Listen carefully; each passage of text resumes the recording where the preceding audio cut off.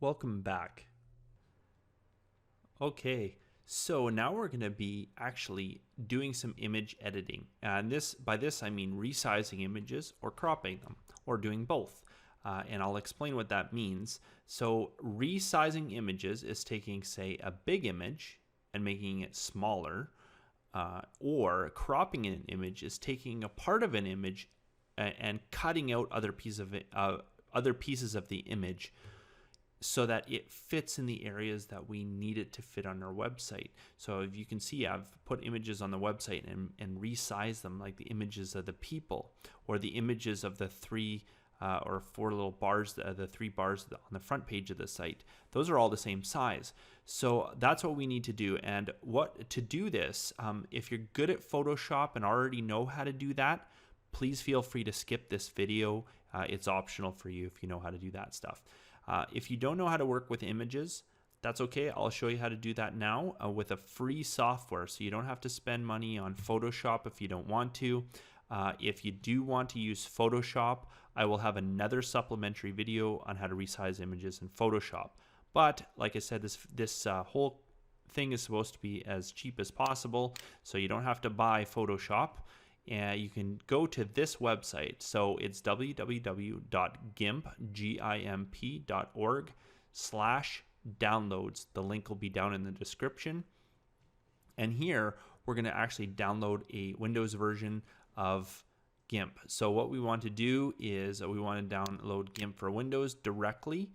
Don't use BitTorrent because it's probably highly likely you don't have that. And it's kind of going anyways. That thing is going in the way of the dodo bird. So we're going to just download. Okay, it's finished downloading. So I'm going to go ahead and install the software. I'm going to open it up. And a little dialog coming up here. And so I'll just drag it over here. So yes, I want it in English. It's going to ask me where do I want to install it. Keeps going over here. So install. Okay, and it's installing on my computer here. So it goes super fast. So depending on how quick your computer is, probably take, for me it took a minute. Could take 5 minutes or something depending on your computer. But I'm going to click finish. And once that's installed, we're going to have to go ahead and open that up on the computer. Okay, so I've opened it up on my computer. The icon would have been on the desktop, or if I went to my start bar, I can open up the start bar, type in GIMP and open it, just like any other program. So let's just get this thing open. It keeps wanting to go onto my other monitor here.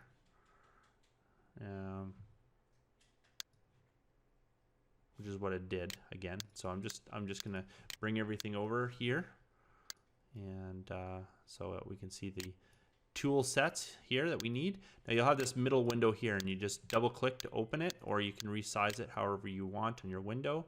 So I'm just gonna click and drag these corners over. And again, remember, you pay for what you get. So yeah, it's a free software, so sometimes it's a little bit weird, but it's a lot better than using something like Paint, which you really have, Microsoft Paint, which you don't have much control over. Okay, so we have this software open. Now what I'm gonna do is I'm gonna source an image. Now the image I'm gonna source needs to be big. And what I mean by big is pixel-wise. So this is an example of pixels, for instance. Each of these little dots are pixels on a screen. There's only so many pixels per screen. So if you recall, old TVs used to be very small. I think they're around 300 by 300 pixels max, if not even smaller. And that's per inch. So like 1, 2, 3, 4, so many per inch on a screen. So the more, if you ever see monitors, even ultra high definition TVs, this density, the density in pixels are a lot more. So you're going to fit way more pixels into 1 square inch than you would in an older monitor or an old TV. Now, the higher the resolution of, say, an image, the more sharp it is. You can see this A is much more sharper than this A that has little jaggedy lines coming down. And that's because the pixel density is a lot less.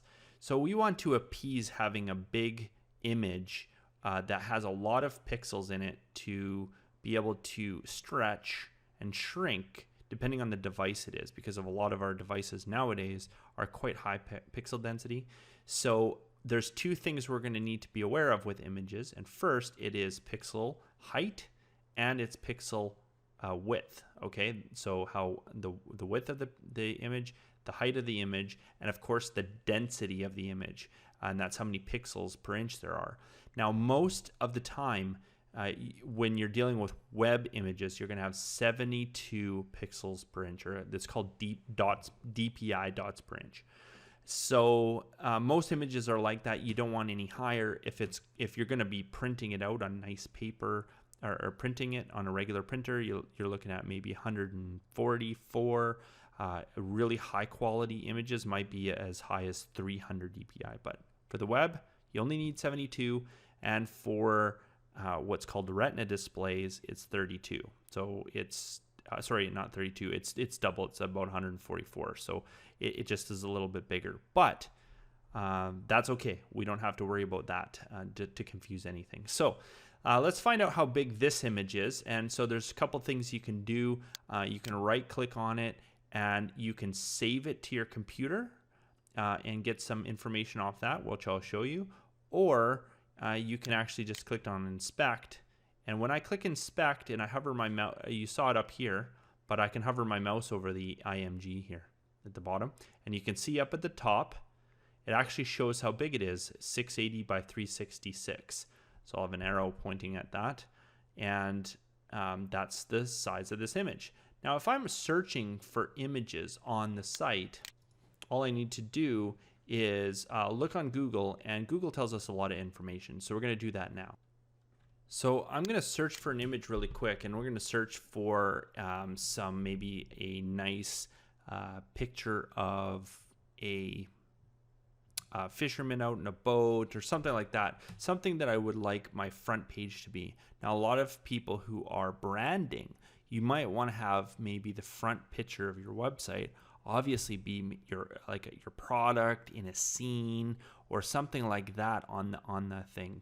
So in my case, I'm going to probably do something maybe like because I'm selling, say, fish hooks or something, I'm going to have a hook that's going to come in and the background is going to be water or a fishing scene or something like that. So that's what I'm going to look for. I'm going to look for a fishing scene in here. So I'm going to type in fishing scene. Okay. And there we go. See, we have some come up. So when I do that, I click images. Now, I want to say this as a caveat. Okay. You can't just take images off the internet. I might have said this before. Because a lot of these some of these images may be licensed images. You can be doing copyright infringement by copying them and putting on your website. So you have to either pay for stock photos, and there are many stock photo places, Adobe Stock, Shutterstock, that you can buy images from. There are a few places out there that will give you images for free. It's just part of their thing. You can get them for free, and they're free to use commercially. And that's what you want to do. But what you can do if you want to sort of search for them, and you can use Google, go to Tools here up at the top. And under usage rights, you can see these labeled for reuse with modification or labeled for reuse. And these ones are non-commercial reuse. Well, we don't want these, right? Because we're obviously having a website to sell stuff. You definitely don't want to use those. So these are your two options. Now with modifications, you've got to do quite a bit of modification to the picture. So I say labeled for use. Now it's going to really limit how many photos that you actually can use and search for. But you can look and you might find a nice scene that comes down that matches. Now here's a nice one here. We see it comes from a website called Pixabay. There's quite a few websites that will offer you commercially free images. And so, this might be the one I use. I'll have to go and see how well it works, and we'll see. But I can see that the image size is 960 by 640, which is a little bit small. We want to see how big our website. We needed 1440, right? So that we might say, okay, well maybe we'll stretch this image a little bit on that just to see if that'll work. but we're going to be using our tool to do that. Now, normally I'd want to be searching for something that's 1440 and then resizing it from there. And so if I hover my mouse over this one, I can see this one's 6,000 by 4,000. It's huge. Now I can really work with this one because it already has the pixel density that I need to work with. Now, for some reason, I really am drawn to this one. So if I click on it, what's cool is Google gives me some related images, but those ones might not be royalty or they might not be commercially available to use. So I have to be cognizant about the fact that this one is okay, these ones might not be. So so keep that in mind, that you might not be able to go there. Just for the sake of it, I'm going to download this image anyways, just to see if it'll work well. So if I right click on it, I can go save image, and I can save this image to my computer. So I've saved it to my computer. It's downloaded here. So I can always go back and go back to that later. Now what I can do is I can go to Pixabay and see if they've got a much more better image size. So I just right clicked on it and opened it in a new window. That leaves me here to be able to search for more images. Now here's the image here. I can click on it. Now if you notice back here, there's other scenes. I have this one. Now up here there's stock Shutterstock, which is paid ones, and there's some beautiful pictures there, but again, you have to pay for those. And keep in mind, hey, you might want to, it might be worth the investment. I think they're about 30 bucks on average for a really good image, and it might be worth it. So just keep that in mind. This image is absolutely beautiful with colors, right? So this one might work, right? And so I'm just trying to keep the colors simple, and on this I'm going to try and see if this one works. If not, I might try another one, but that's okay. We just want to do some resizing of images, and I want to make sure we do one that makes sense. So I'm going to click back on here, and I like this one too. It's on pixels, and you can see it looks really small here. I'm going to actually click on the website itself and go there. Okay, so here it is here, and it's got a couple people fishing, and I have free download, and I've got some options. I can download the original. I don't really need anything that big. I can even do this one, right? And I'm going to download it. Okay, so it says, hey, you can have some more for free. That's fine. So I've got two now. I've got the two I've downloaded, and we're gonna work with those in GIMP and see what we can do there. So if you've opened up GIMP, make sure it's open here. Your view should look something similar to this. You want to go to File and Open, and click the Open button there, and you want to browse for exactly what you're looking for here. So I'm going to find mine. It's all kind of messed up here. Okay, and so I just browsed to the location where I have all my images for my site.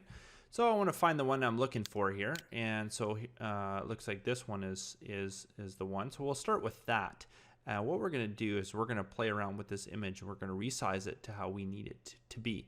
Now we saw it was 960 by 640. See what happens. Now I'm not a fan of scaling up, so a smaller image to a bigger image. You really want to go with a bigger image to a smaller one, but we're gonna see how this works and see if it looks all right. So now we have this image loaded up. We can do some stuff to it now. What's interesting is you can put text and everything on it. We're not going to do that because we just need this flat image by itself. So what I'm going to do, I'm going to bring this window over here so we can actually see what we're doing.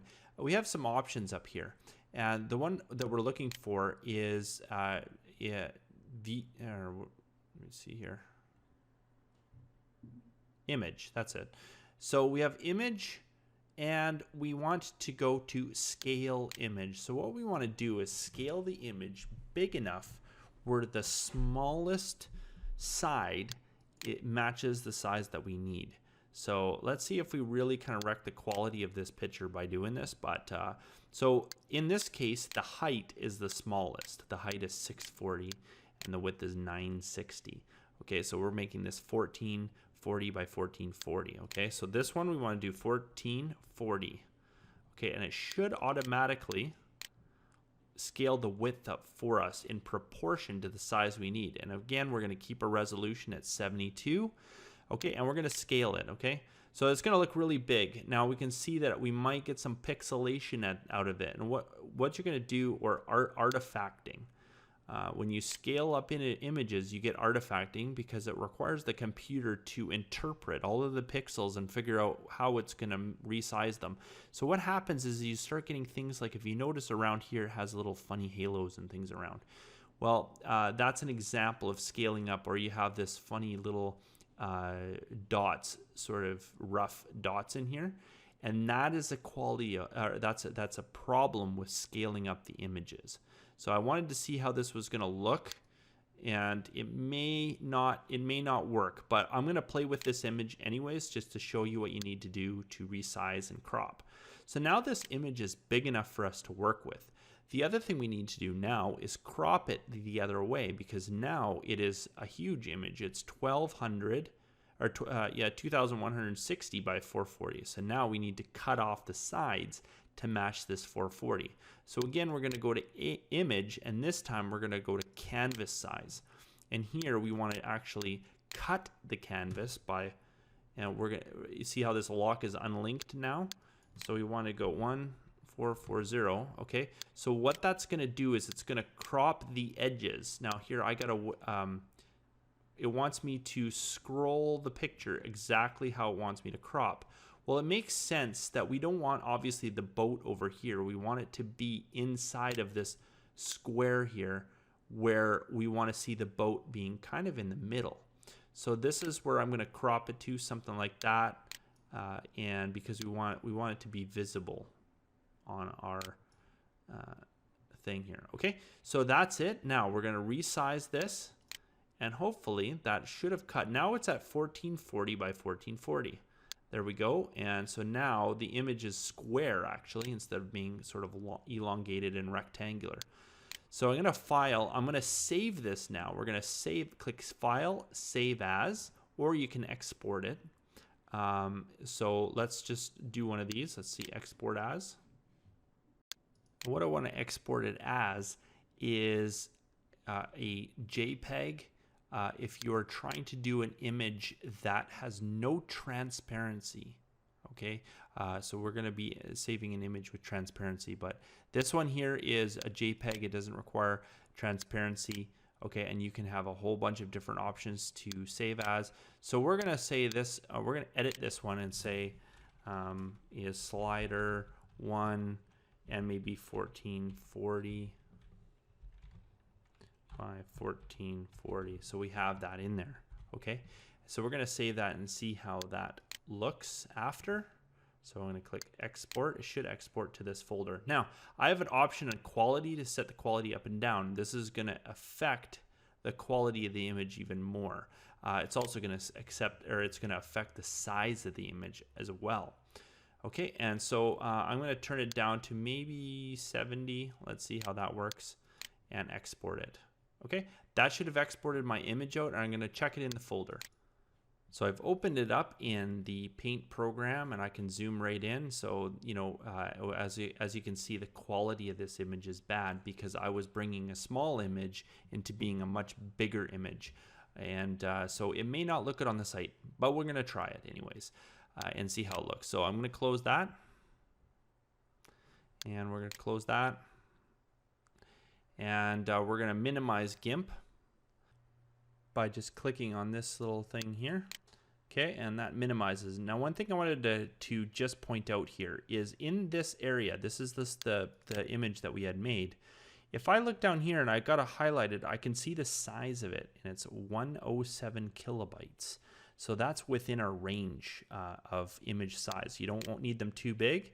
And the other thing I can do is right click on it, go to Properties. And underneath Properties, I have the ability to click on Details. That's going to give me some image details. So dimensions, width, height, as well as the resolution. So that's great. I have all the information. So you can always look at the information that you have on this, on images, and be able to get it from there as well. Okay, so I'm just going to close that out. Now that we have that done, we can go back and open up GIMP again. And we're going to work with the other image. So let's go ahead and close this image out. And let's see, close all. Okay, we're going to discard the changes. Don't need to worry about that. We've already saved them. And we're going to open up the new file, the other image that we had downloaded. So I'm just going to go ahead and open up the other one. All right, so I've gotten it here. I just copied it into the folder I'm working with. So here it is. I can see it's 300 kilobytes. It's nice and big, 1920. So we're going to work with this one. This is great. So there's not much. This one we'll still need to make a little bit bigger, but it's not going to ruin the quality that we had before. So I've just opened this up, and we're going to go ahead and do the same thing on this. I'm going to just do this really fast.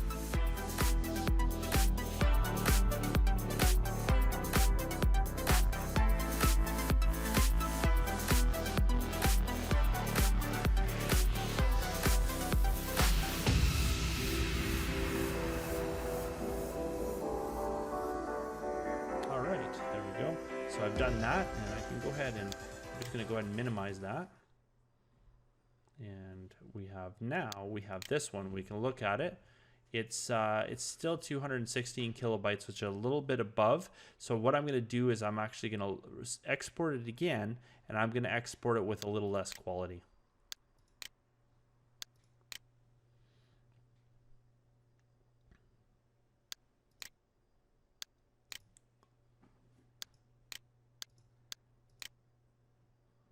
Let's see how that did. So now it's 133 kilobytes, and I'm going to open it with photos. Zoom in. So we've lost some quality on this photo as well. You can kind of see the pixels in here, but it's not as bad. Okay, now there we go. So now we have some stuff to work on the site. I did want to talk a little bit about the transparent images. So I'm going to open up one that's transparent. And so let me see if I can get one. Now this one has transparency, and the reason why I know this, it has these little squares that shows me it's transparent. So when you're on Google and you're searching, if you look kind of funny at your monitor down a little bit, sometimes you can see those blocks and you know they're transparent.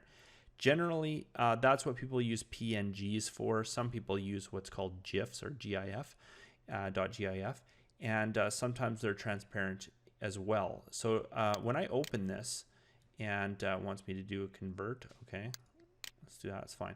I can see that this is transparent. So if I had another image, I can actually have it tucked in the background of this one using the layers over here. So that I'm going to be discussing a little bit more in a separate course on how to do photo editing, and I'll be using Photoshop for that. But you can do that here by adding new images to layers here, and you can actually stack them underneath this as well. But let's say I was going to use this transparent image. I would still do the exact same canvas and scaling image as I would with a JPEG image with my one that has some transparency in it. All right, and that concludes this video on resizing and cropping images. So you should be prepared now to be able to resize any image that's on your website by using this tool. If you are interested in further training and learning on how to do image editing and a lot more advanced stuff there, feel free to check out some other courses that will hopefully be up on the site soon on Photoshop, as well as probably have one here on GIMP as well. But I think you have the tools you need to be able to get this done by just simply resizing some existing images. Please make sure you're responsible when you're sourcing images online, that you're not sourcing images just anywhere, that you are getting them from proper sources. You're either paying for them under a stock photo system, or you're getting them from something like Pixabay or places like that where they're marked legally as being reusable for commercial use. Okay, so we'll see you in the next video.